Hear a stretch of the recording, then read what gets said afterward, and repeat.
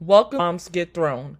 I'm your host, May Shayla Bogan, and I introduce to you the Mike Bomb Podcast. This is my night, this is my pain, this is my life, this is what I was born to do, I was born to do, every new day, every new night, every new stage, every new fight, this is what I was born to do, I was born to do, fall to my knees every night and I pray, asking Lord let him hear, I got something to say, there's a fear out there and it's coming your way, don't let it stop you from living for what you were made, it's not a dream, it's a destiny.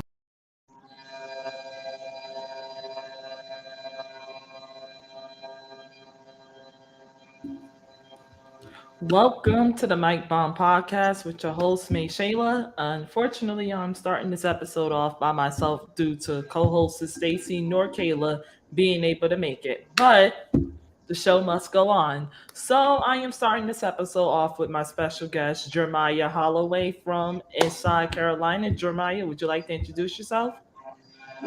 Yeah, well, first of all, appreciate you having me on. Glad to be here. Yeah, so my name is Jeremiah Holloway. Recently starting with Inside Carolina, covering football and basketball at UNC. I was previously with the state, where I covered South Carolina's women's basketball team and their football team as well. I'm from Greensboro, North Carolina. I did go to UNC Chapel Hill as well. So, yeah, but with that, I'm happy to be here. Yeah, so we actually got to get started on a huge topic that's been going on in women's sports. So, obviously, the LSU women's basketball team won the national championship. And it was the first ever national championship since, well, honestly, ever in their school history. This is not their football team we're talking about here. So obviously, there has to be a little clip that I have to show because it would introduce more of the question. Caitlin Clark in the national title game. But first, I have to say, this is an incredibly nuanced conversation, and I'm going to do my very best to break it down. First off, for context, Caitlin Clark hit the John Cena "You Can't See Me" against Louisville in the Elite. Now, we all seen what happened there with that. And it's been a lot of controversy about that because a lot of people pretty much feel like Angel Reese went too far with the trash talk. It was on a call for. It was quote unquote unsportsmanlike conduct. Obviously, I don't feel that way. I feel like it was pretty much of a classic game called Even Steven, elevating, in my opinion, women's basketball and making people want to watch it more. And just bringing more viewership because that was a hell of a game. And the fact that it got over or I think it's exactly 9.9 million views, which is the highest rating women's college game ever, tells me that not only did she do her job on the court, winning the game and winning LSU the national championship, but she also, in my opinion, and this is my uttermost opinion, did her job as Angel Reese, the brand, by bringing more, I'll say, more attention to the sports, attention to women's basketball. So, obviously, point being, let's get to the context here. Was Angel Reese trash talk controversy taken out of context, or do you think she went too far with it? To be honest with you, I think especially considering that, we saw Caitlin do the exact same move, I do think that things kind of were blown out of proportion, I guess, in the way that it was covered, probably the rhetoric around people talking about Angel Reese's trash talk versus, Caitlin Clark's trash talk. I think Angel's is probably throughout the course of the season, some might say like a little bit more like kind of obvious. Even I think it was the Elite Eight game where she did the finger point on her ring or on her ring finger, things like that. So, I think it's, kind of like a lot more seen. I definitely do think that, when Angel Reese was kind of doing the things she was doing, people took a lot more issue with it versus when it was Caitlin Clark. But I think the fact that both teams and both players played in the national championship just says, hey, like, these are players that talk, but they obviously back it up with, the way that they play. So I do think kind of the fallout, people calling her classless and, an idiot and things like that, that was a little Yeah. bit too much. That was too much to me. I thought it was, definitely some, racial undertones there as well, when you look at it. But then I also look at it like this, like, when you watch men's basketball in college or you watch the NBA, there's a lot of trash talk, like or even growing up, you played basketball, like, people talk trash to you, and you talk back to them as well. Like, that's just how the game is played. Like, it's just really hard to separate those things, like I've seen it. I mean, it just happens all the time. So for people to blow it out of proportion like that, I am glad that we had the necessary conversation when it comes to the different double standards that we see and things like that. But at the same time, it's like, you just want to appreciate the basketball that was played, because that was a great game. Like, that was an entertaining game. Those are two great teams, obviously great players, things like that. So, I think one thing I wish it didn't do, the whole conversation.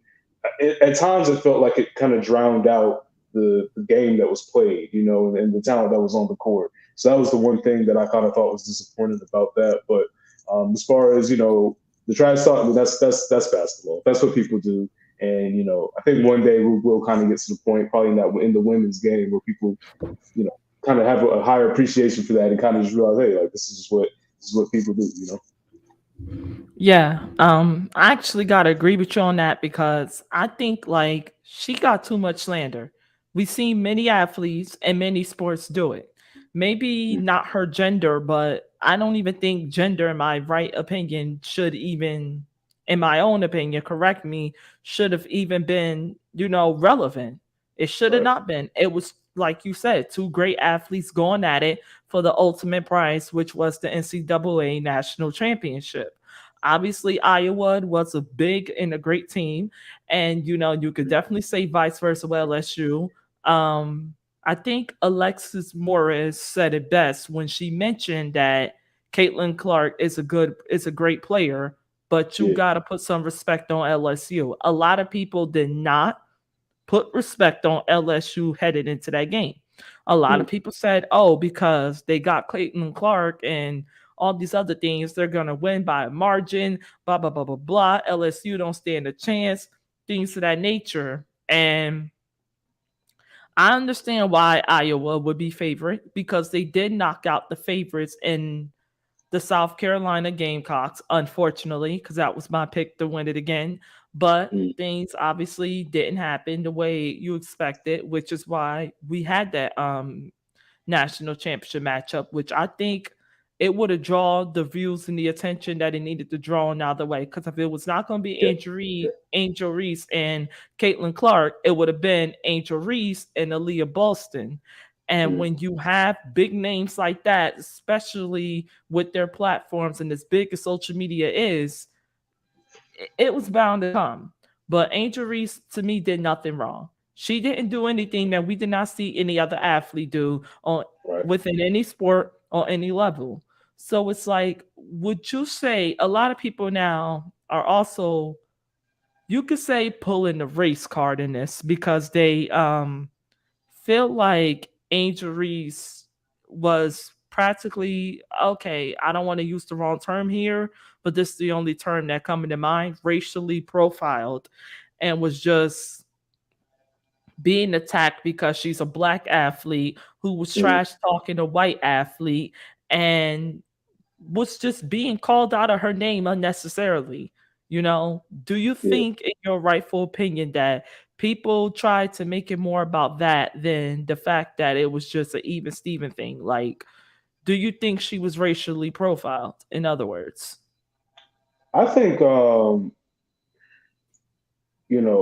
one thing that I do think is, in the greater kind of, conversation, when Fox Sports is picking it up and CNN is picking it up, and those are obviously very polarizing, kind of channels and things like that. I think where it got dangerous was when people acted like that wasn't irrelevant, like, factor, only in the sense that people want to act like, oh, well, we don't care what the race was, that was wrong, that was this, that was that. I think that does kind of get a little bit dangerous. People try to act like that, that's not a part of the overall dialogue, because, I think that did feed into people's opinions a lot. Um, But I definitely think, as far as Angel Reese, I do think that, she was, because yes, she was a confident Black woman that, has the outgoing personality, that does the dances, that does those things. Yeah, she was talked about a lot differently. And it was pretty apparent to me. It was very clear and obvious. I mean, you saw some people on Twitter, everybody has the screenshots on Twitter, you know, the same people that were, oh, Caitlin Clark, like, because she did it to against Louisville in that Elite Eight game. Everybody was like, oh, Caitlin Clark, like, it's so cool when she does it, and she waved it off Raven Johnson in the Final Four game when she's guarding the perimeter. That was the other clip that kind of went viral, and everybody was like, oh wow, like, it's so funny, things like that. And then Angel Reese kind of does the things that she does, and is branded as, she's very cocky, she's very this, she's very that. Right. And that's definitely, that's something that when you pay attention, that's in the rhetoric, that's in what people are saying. So I think, so the reason I would use the word dangerous is, yeah, like, it is dangerous for people act like that's not, something that people have either, maybe unconsciously kind of, brought up, because as you can see, what's okay for one player to do, it's not okay for another player to do. I think both players, like, it's just part of the game. That's what they do. It's just, kind of who they are as players. And, at a certain point, I mean, LSU won. Like, Angel Reese is a national champion. She backed up with, and she broke the record also for double doubles in the season. So, it's just kind of, part of their games. And, if that's something that helps them, great. It doesn't help everybody, but I mean, if it's something that helps them, I mean, Caitlin Clark in her own right, National Player of the Year. So, I think, again, what they did, needs to be applauded, and it needs to be accepted. Trash talk is what it is. I don't think anybody really, based on what I've seen, it didn't seem like anyone really crossed the line or was disrespectful. Like, it all happened in the realm of play. That's the thing about it. It all happened on the court, and so, maybe there was a little bit of talking at a press conference, but that happens all the time. Nothing was there that was like a total disrespect to the other player. Yeah. You are honestly hitting everything on the note. I actually have to agree with that because I ain't think so either. And speaking of not thinking so either, Caitlin Clark herself didn't think so either. So therefore, if she didn't mind it, why should anyone else? But speaking of Caitlin Clark, we have to talk about the team that unfortunately, like I've stated before, she beat to get to the national championship, which was the defending champions, Aaliyah Boston and the South Carolina Gamecocks. What are your overall thoughts on South Carolina's women's basketball season? Like, what is your thoughts on their season overall within the women's basketball team? The season as a whole, honestly, it was a very historic season. They did accomplish a lot. They actually won the most games, individually for an individual season for their team.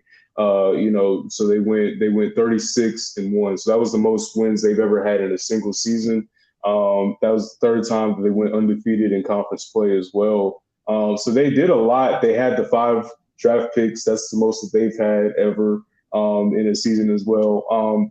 That was a team that was a lights out defensive team. The fact that Iowa put up 77, I wouldn't have guessed that. I really would not have guessed that because I saw that team all year, the way that they were able to defend perimeter wise. Obviously, the shot blocking, you know what they did as a shot blocking team. But even just, how someone like a Bree Beal makes things hard on you on the perimeter. Kiera Fletcher has some good defensive performances. Zia Cook really picked up her defensive abilities, and you saw that in the tournament, especially regular season too, but especially in the tournament, you could see that was something that Zia Cook really took a pride in. And they have defenders off the bench too. So what they did on the defensive end, but what made that team special, I think, even from their team last year, they really picked it up offensively. They averaged over 80 points a game. I believe last season's team was like low 70s, high 60s in points per game. But the team this season was a high scoring team. I mean, they really, and even the game they lost, they had 73, so that was a team that really had the ability to score outside of Aaliyah Boston and outside of Zia Cook. The players off the bench were able to, to do their thing. So that was a team, the fact that Iowa beat them, I'll talk about that game specifically. Like, I thought it was going to be a situation, again, because of the defensive personnel that South Carolina had. I thought it was going to be a situation where Caitlin Clark probably gets 22, 23 points, but, it takes a lot of shots to do it. They're making her uncomfortable. They're kind of, putting, kind of all points bulletin on her, kind of, doing things like that. But Caitlin Clark's passing ability is so special because, she was able to get players in that pick and roll situation, find Sonato open, or maybe even find somebody on the perimeter open. So she was really able to do that. And then just her speed, she was just able to kind of blow by people sometimes as well. Aaliyah Boston picked up 2 early fouls. I think that did hurt South Carolina, but to South Carolina's credit, they cut it to 1 by halftime. I mean, it was a 1-point game. And then, so I think really the way the game was kind of going, I feel like they probably didn't think they could run their typical, kind of game and play through the players they typically play through. Obviously, Zia Cook was shouldering the load offensively. Raven Johnson, who got waved off by Clark from 3. I mean, Raven Johnson made 3 threes in that game. Raven Johnson was really stepping up in that situation. But for Caitlin Clark to have 41 points, I mean, that was just a spectacular point. Really, she took 6 free throws in the game, but 4 of those were late in the game where you had to foul because you were down. So really, throughout the course of the game, to only take 2 free throws and still by the end up with the 41. I will say this too, like covering that game, just kind of the flow of the game, it's like, Caitlin is doing the things that she's doing.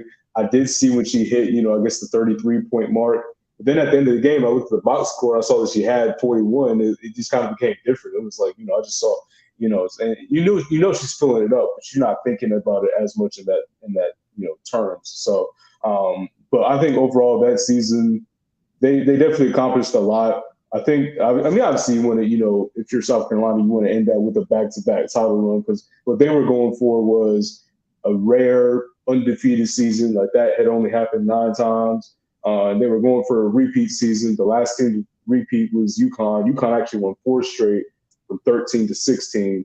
So they were trying to be the first team since UConn to go back-to-back, and that would have been their first back-to-back in program history as well. But again, it was, of course, the season that, and it's really weird to think about, a team getting to a Final Four. For most teams, that's a great season, getting to a Final Four. But, for South Carolina, they expect so much more, especially with the caliber of players that they had. But I think overall they did have obviously an incredibly strong season. I think they've had a strong 4 seasons with that 2019 class. That they, kind of call the freshies or whatever. So that was a really successful recruiting class that they had. And, obviously they got a national championship out of it in 2022. So, but yeah, that was quite the season for sure. For sure. Yeah, I definitely agree. Obviously, when you're South Carolina, they were not always looked at as this big, as this big dog team. Mhm. But obviously, it will change over the course when you select the great players that you select, and you have a great coach in the lights of Dawn Staley leading the way. Now, while we're at it, speaking of, Dawn Staley, without question, she has had a remarkable run in the NCAA. And obviously, she's not looking to stop no time soon. And who can blame her? You do it before, you can do it again. But she understands how special these teams that she had within the past 3 to 4 seasons are. And she definitely understands that a lot of her team is heading to the WNBA draft, especially her best player, Aaliyah Boston, who was selected as the #1 overall pick. But that's the next question. We're going to go to this question. What are your thoughts so far on, the head coach, Dawn Staley's remarkable run in the NCAA? Well, Dawn Staley turned South Carolina into a powerhouse, really turned that team around. It didn't happen overnight necessarily. So, of course, Dawn Staley had the 8 years at Temple before even getting to South Carolina. When she got to South Carolina, that was not a winning team. They had a few good players in their history. They had a few good seasons in their history, but they had never won the SEC regular season or conference tournament prior to Dawn Staley getting there. I believe the season was 2012 when things, kind of started to change, and they're winning more than 25 games in all their seasons, and they're starting to get to the tournament a lot more. When they got Angel I'm sorry, when they got Asia Wilson in 2014, that was really the turning point because that was a homegrown, if you will, player from Columbia, stayed home, played with Dawn Staley, and then in Asia Wilson's junior year, South Carolina won that first championship, that first national championship in program history. Prior to that, it was 2014 was the first regular season, and 2015 was the first conference tournament championship. So they were able to start to do some things. They were able to get some players like Tiffany Mitchell, ended up in the WNBA, Kayla Davis, future WNBA player and current WNBA player now. Of course, Asia Wilson, two-time MVP. So the players that came out of South Carolina, really I think is a testament to just how much that program turned around based on the caliber of players that Dawn Staley was able to attract. I think once she kind of got players to buy into what she was trying to do, what she was trying to accomplish, which is get to a national championship, which is be a nationally relevant program. Because, before that was, of course, UConn, Tennessee. Those were the main programs that you looked at. You could even throw in probably Baylor because Kim Mulkey was over there and she won championships there as well. So, she was really trying to get South Carolina to that level. I believe that she has. So with two championships at this point, obviously getting to Final Fours in some of those other seasons as well. So she's been to 5 Final Fours at South Carolina, won 2, which ended up being national championships, and then lost in the other 3, but 5 total Final Four appearances, since coming to South Carolina in 2008. So the things that Dawn Staley's been able to accomplish as far as getting players to the league and then obviously winning, having success within the NCAA and just being a nationally prominent team, I mean, undeniably has left her mark on this game. And for however long, she's going to continue to do it, I think the stock really only rises, as far as the echelon of great coaches in college basketball history. Yeah, Dawn Staley, without question, to me right now, is the best basketball coach in college, especially in women's basketball. I don't think anyone right now is at her level because, like you said, she turned an irrelevant franchise into a powerhouse. And now, because even like life after Dawn, because of the impact that she was able to bring on the players, the way that she recruited players and built them up and coached them up to being to being great. Even not even the most mediocre players are considered great because of the system she created in South Carolina that led to them being this powerhouse team that you cannot overlook no matter how bad you want to, whether you want to go, in on them for life before Dawn Staley. But speaking of Dawn Staley, speaking of development players, we actually have to bring this up because Yeah. this woman was selected number 1 overall in the WNBA draft to the Indiana Fever. Correct me, sorry, Indiana Fever. Mhm. What are your thoughts on Aaliyah Bolston being selected as the number 1 overall pick? And what are your thoughts as well on her being selected to become an Indiana Fever? Yeah, that was an easy pick. Easy pick. I think we knew that was coming probably before the season started that Leah Boston was going to go number 1. When you look at the fullness of what she's able to do on both sides of the court, when you look at offense, I think a lot of people see Leah Boston. It's like, yeah, she's big. Nobody has the size to match up with her. But I think when you really look at her game, I mean, it's just so much skill there and so much high basketball IQ. So when she's on the block, she's so efficient. She has really good footwork. That's something that for me, when I look at basketball, footwork is one of the things I just have like a high appreciation for. I just always did. When I was a kid, I used to really like Hakeem Olajuwon highlights, just watching him in the post. I just like stuff like that. And so when I watch Aaliyah Boston, just the footwork that she has in the post, she has moves that she knows that she can go to be able to counter defenses, to be able to score. I think a lot of the issues that come up in college is that you're able to trap a lot more. You're able to bring in triple teams and things like that.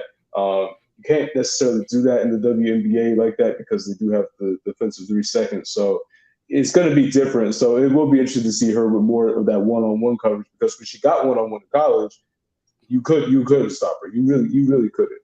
I think continuing on the offense, a really good passer out of the post and even into the post. I mean, she just knew when to make the right pass. That was a point of emphasis that she was trying to make coming into her senior season, being a better passer. I think that's something that she was able to do well, regardless of if it showed up necessarily like in the assists. There were games I would just watch where I'm just looking at it, I'm like, that's the right pass, and it was a good pass. It got to where it needs to go. She does have the short jumper. She doesn't take a lot of threes. The way that basketball is expanding now, obviously they want people to be able to kind of take those threes. But I mean, it, number one pick was very easy. That was a very easy choice. And then you look at the defense before we move on. What she was able to do on the defensive end, she was able to switch too. So she could obviously guard in the post, great shot blocker, elite shot blocker.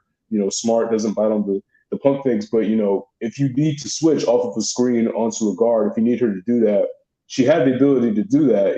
I'm sitting and watching games and how seamlessly she was able to go from player to player on a lot of those switches. Obviously, very prepared player. I've asked players on that team about just the ability, the timing of blocking a shot. A lot of it has to do with just watching the film, knowing the player's tendencies, things like that. That's something that Leah Boston did. So I thought it was a very easy pick, very clearly the best player in the draft. And, I think when she gets to Indiana, that's a team that struggled last season, obviously only won 5 games.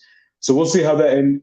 She's reunited with her former college point guard, Destiny Henderson. So Destiny Henderson was on that 2022 South Carolina team, had a really good national championship performance, and was drafted in the second round last year. So they are going to be able to reunite. So we'll see how much of that team chemistry they'll be able to share with the different lineup rotations that they'll have and things like that. But so definitely a player to watch for this coming season. And one of these days she's going to face off against Angel. I can say Angel. Asia Wilson, who's another South Carolina great, did a lot of things that South Carolina was doing, a lot of things at WNBA. So Aaliyah Boston and Asia Wilson, when they face off, I think that'll be something that all the South Carolina fans will be paying attention to. Something they'll put on their calendars for sure. Yeah, I listen. I was actually happy for her because her being, selected number one, obviously that was like you said, it was coming. No one was surprised. But being united with her teammate, former teammate, now new teammate Destiny Henderson, I think the Indiana Fever slowly but surely can create something special with that duo if they are coached up and built right. But obviously they're gonna have a tough time in the WNBA doing even remotely as much as they did, doing remotely as much with the Fever as they did with the Gamecocks. Because listen, we all know this. Adjusting from college to pros, it's a whole nother story. It's a whole different story. And the WNBA is getting tougher. You got the Aces who's now got this mega super team. Then you got the Sky, you got the Connecticut Sun, who also just selected Alexis Morris. You got the Seattle Storm. You got a lot of people. The New York Liberty, now that we're on that, I believe them and the Fever are in the same conference, so is the Mystics. So I'm pretty sure I would love to see Aaliyah Boston go up against, Tasha Cloud or Aja Wilson. That'll be a pretty cool matchup. Or her and Candace Parker, or it'll be a lot. Maybe we could get what I felt we should have gotten in the national championship game. Her and Alexis Morris. That would be a pretty cool matchup. I think. I think her and Brianna Stewart, or her and her and Jones. I think it's gonna be an exciting season for her because she's one of the best coming in, going up against people who's been the best in the league or in the conversation for the past 5 to 10 years. So I think it's going to be a real tough time for her to adjust, but I think without question she's going to make it through because there's clear as day she could bring something to the table that others in the WNBA can't. And I really truly believe that she is the next generation in the WNBA. But before I let you go here, I gotta touch on this because you just moved to Inside Carolina, and it's been a okay season, I guess, for the women's because we really didn't expect much from them. But these men, talk about it, please. Please Yeah, I'll talk start about with it. I'll start with the women's team. That was a team that, of course, a talented team. They did have, a few of their starters get injured during the season. That kind of led to a little bit of their slide. Of course, they lost to Ohio State in the round of 32. And it was almost poetic because they had injuries and, availability stuff in that game because Deja Kelly got hurt, but eventually came back. They had one of the players, I believe, foul out and things like that. So it was an interesting season. Like you saw the talent, they had some big wins, but they never got to the top of the ACC by the time the season was over. But they did some good things. Losing Kennedy Todd Williams to the portal is a big deal, I think, because Kennedy Todd Williams on both ends of the court, was definitely somebody that can make an impact. Had a very improved season as an offensive player, as a scorer this year. Then you lose Dusty Adams, who was your energy defensively, very young too, a sophomore. So there's that. I think the team is in a position where it can regroup a little bit, work the portal. They've already done that to a degree. So they're in a position where they can kind of bolster their roster a little bit and still be a relevant player in the ACC. I think when you look at the men's team, that's a very different situation. They had a lot of players at the portal after the season was over, and they definitely had a disappointing season starting off as the number one team and then kind of trailing off and getting unranked very quickly, struggling to really get back into those rankings, and then ultimately missing the tournament and declining the NIT bid. They do bring back Armando Bacot. They do bring back RJ Davis. Those are kind of the centerpiece players of this team as presently constructed, but you lose Tyler Nickel, who's a freshman that kind of had the ability to space the floor, but, we didn't really get to see a lot of him last season. Dontre Styles, after 2 years, didn't get to see a ton of him.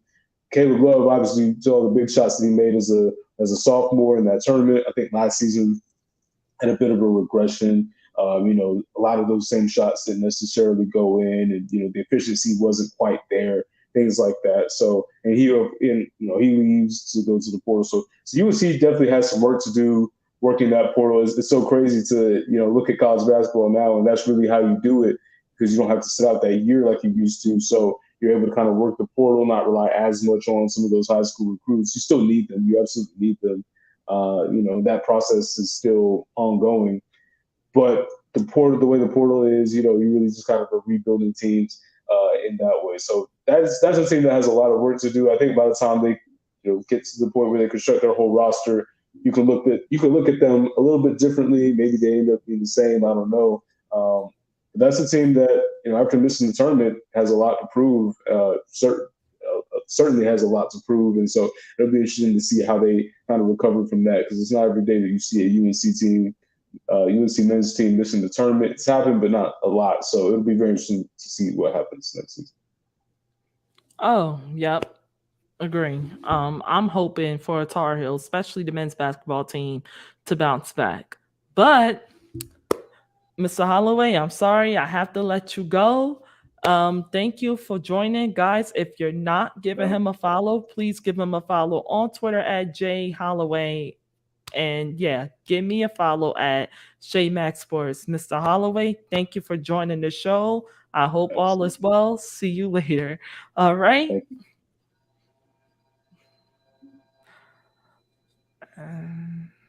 Remove. Put you back on. Yo, what's up? How are you doing? Hi. All right. Part 2. Thank you, Mr. Schindler, for joining, ladies and gentlemen. Part 2 of the Mike Bomb podcast, once again, with your host, May Shayla. And my very special guest on the second part of this live episode would be Mr. Mark Schindler from WNBA.com. Mark, would you like to introduce yourself? Yeah. First of all, thanks so much for having me on. I'm excited to be here. I know Jeremiah a little bit, so it was cool seeing you guys chop it up before I got in. I cover the WNBA for WNBA.com. I do a lot of grassroots and scouting stuff. I'm actually headed out next week to go to the first AAU live session out in Hampton at Boo Williams. I do a lot of stuff covering the NBA for The Athletic. I do just a lot of, player development, scouting, that kind of stuff. But I also do a lot of features on the side too. So I kind of just do a little bit of everything in basketball. I just love hoop. I think that's the best way to put it. Yeah, I definitely agree with you on there. But obviously we got to touch on the WNBA here because it's not being talked about enough, in my opinion. Mhm. I I personally believe that this is going to be the most exciting season in the WNBA because we have so much super team. First team first, New York Liberty, Las Vegas Aces. I think it's definitely a lot of people going to want to see what Angel Wilson can do now that she not only has Kelsey Plum, Chelsea Gray in her corner, but now they're being joined by powerhouse herself, Candace Parker. Then you got the New York Liberty, who got John Quell Jones, who also just got Brianna Stewart and already have Sabrina Ionescu there. So they're definitely going to be looking at the big three, big four in New York. They're going to be looking at the big four in Las Vegas, but we got to talk about the younger talent that is now entering the WNBA. Because the one thing that did not get talked about the most or get talked about enough is the WNBA draft. So, speaking of the WNBA draft, what are your overall thoughts on the event like of this year? What made this draft year stand out from the previous ones? Oh man, that's a great question. What made it stand out? I think I'm trying to think of how I want to say it stands out. Well, obviously, like I think that there was no question about Aaliyah Boston going first overall. I don't really think there has been for the last 2 years. I think it was kind of just all waiting.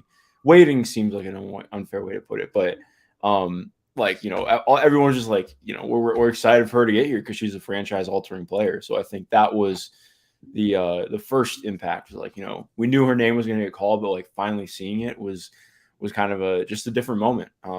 So that was the tone setter, I think. And then from there on out, it's hard to kind of parse through, at large, what other takeaways are other than like, I think there was a lot of, willingness to just draft players who are capable of playing off the ball, who are good shooters. That was a lot of the first round this year, but yeah, I mean, there's so many things we can dive into with it. Yeah, definitely. I listen, WNBA draft, it kind of sucked that I had to watch it on my phone because cable just was not working out well for me. So I couldn't stream it on the ESPN app on my TV. But I'm like, you know what? I have to watch this event because so much talent came out. Nearly the whole South Carolina, starting big four, big five, if I'm not mistaken, came out. I know at least 2, 3 players came out of there in that draft this year. And then you got Alexis Morris from LSU who was drafted. You got, you got a lot of people.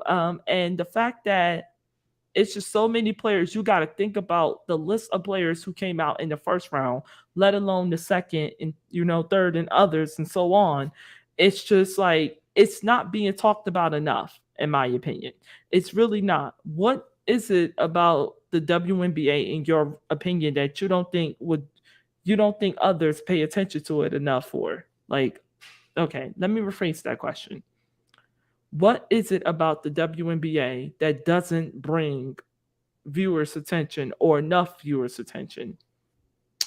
That's a good question. I think it's something I've thought about a lot, and I honestly, I not to turn it on you, but I think it's a lot less about it not bringing people, and I think it's more about marketing. Like I think a lot of the marketing needs to improve, and I think part of it is on the W to improve that, but I also think a lot of it is broadcast partners need to do a much better job of continuing to improve it. And to be fair, like it has improved in the last couple of years. I think that's something, especially working for the league now, I try and remind myself of that. It has improved. It's just obviously not, as fast as you want it to. Like you can see all these little small things that you want to just pop right away, right? But I think like even just seeing that the draft coverage this year was for 2 hours instead of having 1 hour last year, Yeah. the year before, like there are still things that need to improve throughout it. So I don't want to lose sight of that, but also it is a big jump up, and it's good to have that happen. But also like it should. I mean, when a draft is happening, that should be what takes precedence the entire day.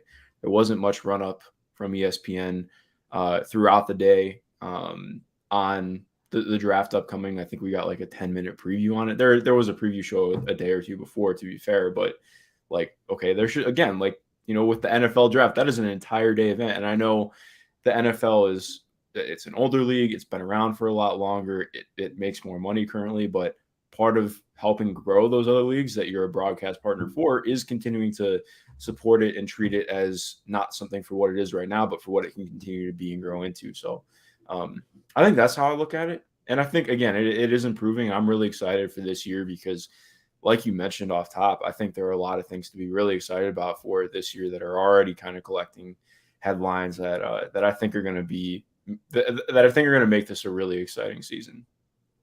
Yeah, I agree. I definitely agree. And it's like, I don't know. It's time to start doing some sports betting on this WNBA because there's going to be a lot of teams. Obviously, you got the Dallas Wings, you got the Chicago Sky, even though they just lost Candace Parker, we both just covered today, Aces. Then you also got the New York Liberty. You also have the Washington Mystics, who you can't overlook. It's the Seattle Storm you can't overlook. The Phoenix Mercury, who just got back Brittany Grinder, but might be losing Skylar Diggins-Smith, for the season due to pregnancy. If the baby don't get pushed out earlier or in time enough for her to make it back. But we're speaking on the WNBA, and we're speaking on, teams that can make impact and things of that nature. So, and we just touched on the draft just a little bit. So, in your rightful opinion, what draft picks is to look out for this upcoming season? Like, you mean players who just got drafted or in college? Okay, players who just got drafted. Yeah, so obviously I think Aaliyah Boston is going to be special. Like, I think that much like Ryan Howard last year, I think that she has a chance to potentially be an all-star player her first year in the league, especially on the defensive side of the ball. I think she already comes in with the floor to be like an all-defense level player. If the consistency is really there and the talent around her is able to kind of acclimate to what she brings, I think that's totally in her wheelhouse. And I actually I didn't end up writing this, but I think I wouldn't be shocked if she outscores her senior season in her rookie year. Like, I think that too much gets made out of what South Carolina's offense was or wasn't. They were a dominant team, so I find it hard to nitpick them the way that some people do. But that being said, she's not playing on a team that's going 12 deep anymore. You're playing in a league where you're just playing more minutes. And I think with what the spacing and potential talent around her in Indiana, I really think she could pop with her skill set and what she does. And Dawn Staley said it herself, talking about Aaliyah being ready to see single coverage. And so much of that is, she reads the game incredibly well. She's a really good passer for not just her position, but in general. She can handle the basketball incredibly well for a front court player. She has extremely good touch around the basket. She has a solid mid-range jumper.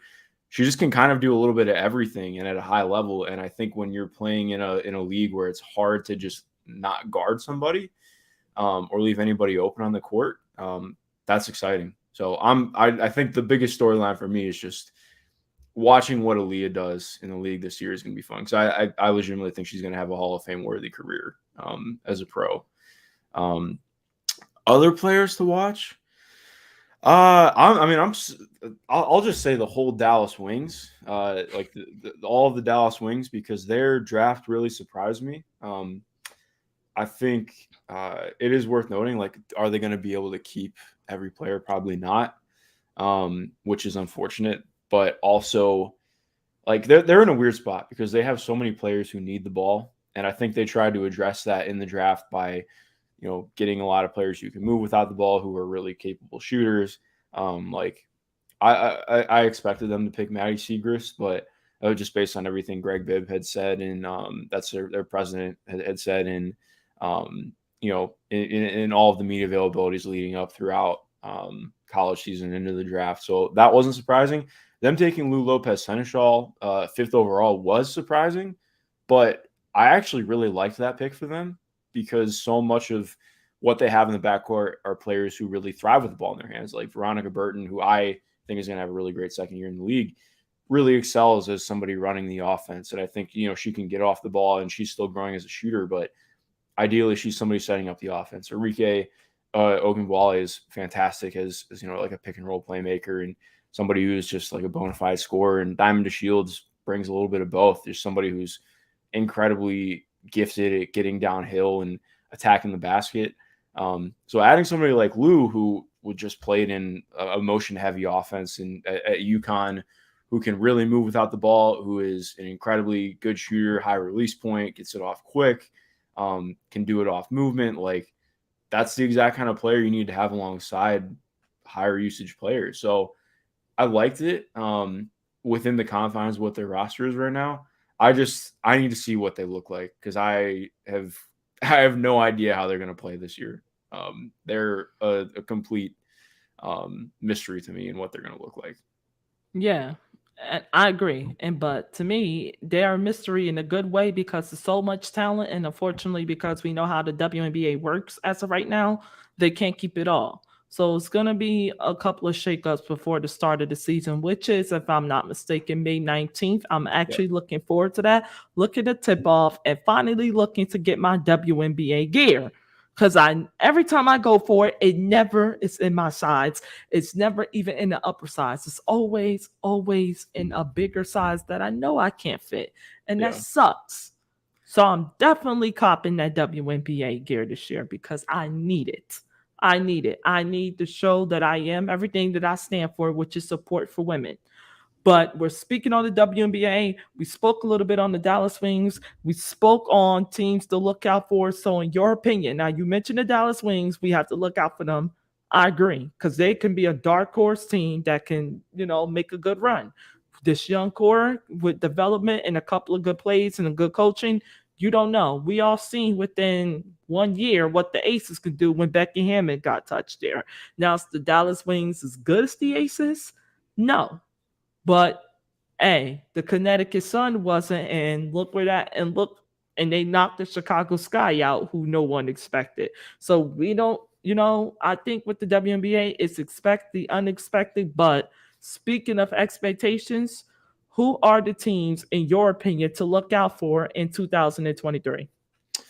I don't want to cop out and say all of them, but I think part of what makes me so excited for this year is I feel like I just have so many questions that I want to see answered about every team. Like, honestly, the most questions I have, like, even for the top two teams. So if we're just going off the top two teams, things like this, like the Aces, like I wrote an article about this a while back about, how Candace could really fit in Las Vegas, but also noting like they're really going to have to play differently to incorporate her. Like, and not in a bad way. Like, that's Candace freaking Parker. Of course you're going to like, you make that change. But it's exactly, like they played so much of what they did last year was all like, early offense, running pick and roll, operating out of ball screens, doing, just operating a ton out of having a ton of talent and players who are all really good with or without the ball and spreading out the floor like that. Well, Candace is, of course, capable of doing that. But part of what makes her so effective is her bringing the ball up in transition, or her initiating the offense, and her running DHOs and operating out of the high post. And that's not really something that the Aces did last year. So I'm interested to see how they work that together. Obviously, she and Chelsea Gray, they won a title together. They were pretty good. So I'm not really too worried about what it looks like. I think it's more just I'm fascinated to see how quickly it does or doesn't come together. For the Liberty, though, that is there's so much talent there, obviously, but seeing how they all coalesce is going to be fascinating to me. Like, you have, that starting lineup. So, okay, it's going to be Courtney Vandersloot, Sabrina Ionescu, Benija Laney, Brianna Stewart, and Jonquel Jones. And it's like, those are 5 all players capable of making all W teams. Like, those are some of the 15 best players in the league, without question. And I think just trying to see how they're going to fit together. I'm not worried about fit. I think just trying to see how they work in staggering and what they try and do to really optimize the whole team is going to be so fun to see. Work as a team, because it's so many, it's so much star power on the same team. It's like, who's going to get the ball? Yeah, exactly. And I think what's going to be fun too is I feel like you have so much versatility within that. Like, okay, Stewie and Jonquel are maybe the 2 most versatile front court players in the league other than Candace. So that's really exciting. Like I want to see, how do they, work around that. Obviously Maureen Johannes is coming back over a little bit later into the season, but she'll be here for most of it. Stephanie Dolson's going to be moving back to the bench. Kayla Thornton's here now, who I thought was an awesome pickup for them. They definitely have some roster questions to figure out because they're going to unfortunately have to cut some people on the back end, but like they just have so much to work with that I can't wait to see how Sandy Brondello handles all that, and how they handle it too, as individuals. But then going from there, like I think I don't want to say being slept on because the top two teams are the top two teams. I'm not really questioning that, but the Washington Mystics I think are going to be really good this year. They were really good last year. I think some of that got lost because Elena Deladon didn't play back-to-backs until after the All-Star break. So she missed, I think, a third of the season last year. I don't want to bet on her playing the whole season because just that's not how it's worked lately. And I'm just happy that she's playing basketball at all. She's dealt obviously with a ton of stuff, just complications due to Lyme disease, but I still thought I had her on an all-W team last year. I thought she was one of the 10 best players in the league still, even with games missed. And you get another year of development who Shakira Austin's been killing it in Israel this offseason. I'm really excited for her, the next step for her, because I think she's going to be a star eventually. You add in Brittany Sykes, who is a really fantastic guard on both sides of the ball. Christy Tolliver's back. I'm not sure what to think what her role is going to look like, but still adding her is big. And you bring back the rest of the best defense in the league last year, and I think they have the tools to be a lot better offensively this year too. That team's damn good. Like I'm really excited to see how they play, and how they come together and how they use some of their new weapons with Eric Thibault in his first year as head coach. So that's one of the ones I'm really excited about too. Yeah. I don't know who to pick this year to be excited about. I got questions about my LA Sparks because obviously new coaching, new system, things of this nature, pretty much a house clean, but it's going to be hard for them to compete against these teams. I'm a realist. I don't see them competing as well as I would want them to against the Aces nor the Liberty, unless Lexi Brown and the girls can turn it up, because it's going to be hard to beat these teams. These are teams that are hard to beat. And then you got the Storm, who's still in the mix. The Mercury, who's about to be back in the mix again, I think, in my opinion. Brittany Griner coming back. I think they missed her a lot last year. Like many of us, but them, they missed her definitely on the court. And it's just, I don't know what to think of this year, but I am excited because I feel like this is starting to become the peak that women's basketball needed, especially in the WNBA, who is going to be entering their 26th season in, organization history. Wait, sorry, can you repeat that? Sorry, you cut out for me. So I was saying, I'm excited. I'm excited for the WNBA this year. Obviously, it's not going to be a season where we look at the rosters and be like, oh yeah, this team is going to do this or this team ain't going to do that. It's going to be a mysterious season. It's going to be, can Candace Parker and Angel Wilson both collide? Because, that's like a defensive LeBron and AD, in my opinion, because it's like, yo, it's like, who are you guarding?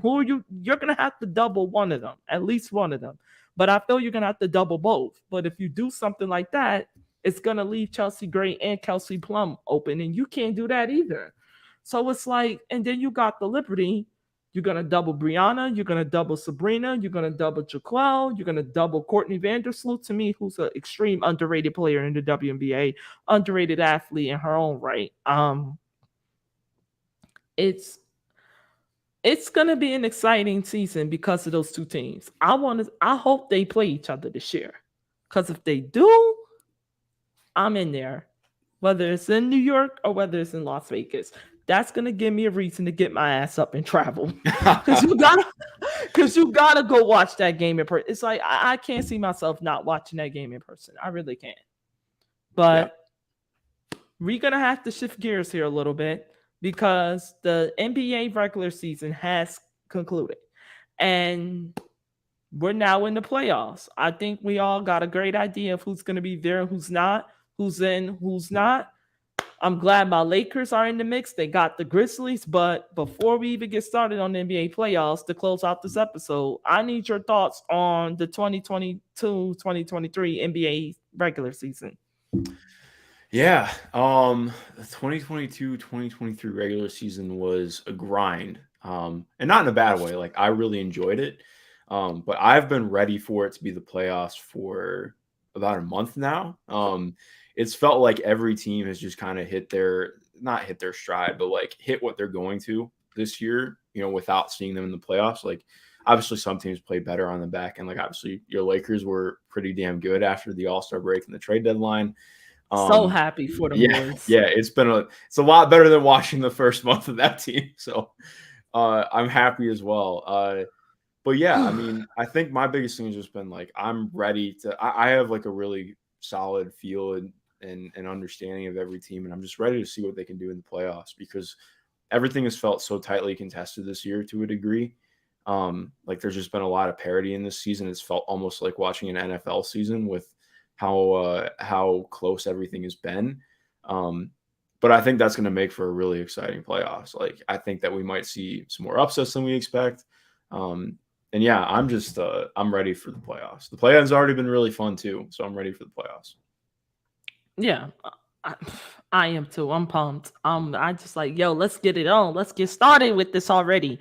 It's time to go. We got some basketball to see and play. But okay, I gotta get this. So your thoughts and predictions for the NBA playoffs. Who do you have as the ultimate favorites to come out the East and to come out the West?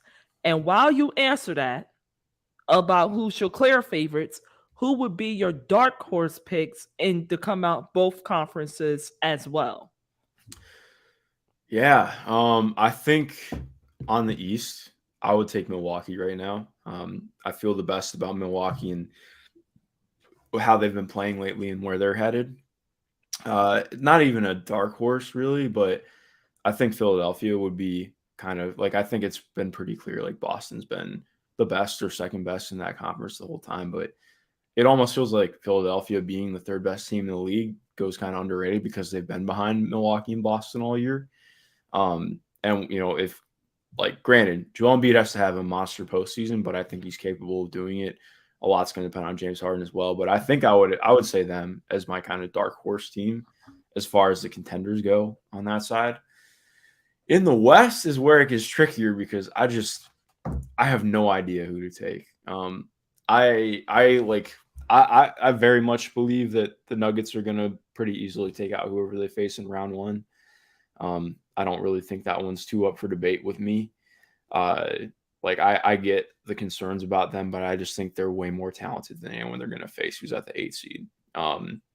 Memphis and Los Angeles is way more interesting with Steven Adams out, and just what that could look like in general. Like, obviously Brandon Clark's out too, having to contend with AD and LeBron. Like, I think I would still probably lean Memphis just because they're going to have home court and it's hard to go against home court, but I wouldn't be surprised at all if the Lakers take that. I don't know who my favorite is, honestly. Like, I don't think I even have a favorite in the West because I just have like no confidence in any of these teams to put together 3 straight series of winning. That's how I felt all year. Like, to me, there's like, I thought Denver for a stretch earlier in the year looked like that team. And now we're here and I'm not sure who I would pick. Because even with Phoenix, I have so many questions about Phoenix. Kevin Durant's played less than 5 games in a Phoenix Suns uniform. And like, I'm not trying to 8 games. Okay. I'm not trying to be unfair to the kid. He's a player. He's incredible. But like, I still have questions about their depth. I still don't know how great I feel about that offense as a whole. If the shot making bogs down a little bit, they're in a weird spot for me. Like, obviously they're a very good, very talented team. Their top 3 is incredibly hard to beat, but I'm just excited to watch the West playoffs because I have no idea what to make of it. Yeah, I am too. And Well, that's all I really have for you right now. Unfortunately, I wish I could come up with more questions, but the You're West totally good. without, yeah, the West is going to be question marks. I'm a Laker fan, so you know who I'm pulling for, but you can't sleep on the Warriors. If I think we all should know how we should feel about the Clippers already. Um, and yeah, so the NBA playoffs, I believe. Can you please tell our fans when it begins so they'll know? Yeah, it starts. Shoot, I believe it starts on Saturday. It's Friday or Saturday. Because we have the playing game. The last playing game is the last two playing games are tomorrow on Friday night. So I believe it starts on Saturday, which is daunting because then we're going to be on that stretch until June. So it's going to be fun. I'm looking forward to it. Yep. So am I. All right. Well, Mr. Schindler, that's all I have for you. Once again, thank you for tuning in to the Mike Bomb podcast with your host, May Shayla, and ending this episode with our special guest, Mark Schindler from WNBA.com. If you want to hear more NBA takes or basketball takes in general, please give this guy a follow on Twitter and Instagram at MG_Schindler. And yep, he'll be able to hand you more. Thank you. This has been the Mike Bomb podcast. This is your host, May Shayla, signing out. Welcome to the Mike Bomb Podcast, the podcast where the bombs get thrown. Thank you for tuning in to the latest episode. This is your host, May Shayla, exiting out. But before I do, I would like to take the time to thank everyone who has subscribed, followed, and listened to the podcast, and for your overall support and love. If you are interested in getting more news and updates about the podcast, such as new episodes, new seasons, you can now subscribe and follow the podcast on your favorite platforms such as Apple Podcasts, Spotify, Amazon Music, iHeartRadio, Pandora Radio, Google Podcasts, and much more. Or you can visit www.themikebomb.com for news updates within your favorite sport leagues, along with more news about the podcast. Thank you for your support and see you next episode. This is my night, this is my pain, this is my life, this is what I was born to do. I was born to do. Every new day, every new night, every new stage, every new fight. This is what I was born to do. I was born to do. Fall to my knees every night and I pray, asking Lord, let him hear.